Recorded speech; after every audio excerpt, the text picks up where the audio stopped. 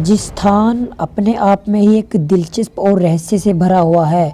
यहाँ प्रतापगढ़ जिले के एक छोटे से गांव में एक ऐसी घटना घटी जहाँ पर एक तांत्रिक साधु के रूप में आया किसी इंसान की जान बचाने की एवज में उसी घर के अन्य किसी एक सदस्य की जान की बलि लेता था। लेकिन इस कहानी को विस्तार से जानने से पहले अगर आपने हमारा चैनल सब्सक्राइब नहीं किया है तो सब्सक्राइब कर लेना, साथ ही बेल आइकन को भी ज़रूर दबाएं। यह कहानी लगभग 20 साल पहले की है। प्रतापगढ़ जिले के एक गांव में बाहर साधु आ गया था। यहाँ कोई पंडित पुजारी नहीं था जो मंदिर पर रह सके, इसलिए गांव वालों ने उसे पनाह दे दी और वह आराम से रहने लगा। गांव में रहते रहते एक सप्ताह ही हुआ होगा कि गांव में एक महिला किसी कारणवश बीमार हो जाती है।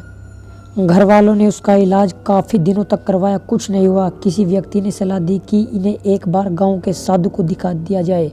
घर के परिजन उस महिला को उस साधु के पास ले गए।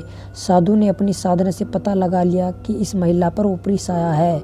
यह बात साधु ने घर के परिजन को बताई और कहा कि महिला ठीक तो हो जाएगी, लेकिन आपको जान बचाने के लिए किसी इंसान की बलि देनी होगी।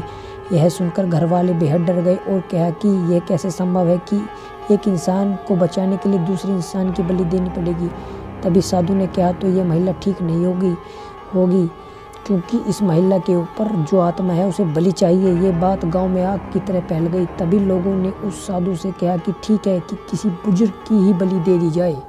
उस साधु ने बुजुर्ग की बलि दे दी और उस महिला को ठीक कर दिया। लोगों को समझ आया कि यह कोई साधु नहीं बल्कि एक तांत्रिक है। तभी लोगों उस साधु की बात मानने लगे। लोग अपनी समस्याओं का समाधान उसी से करवाने लगे।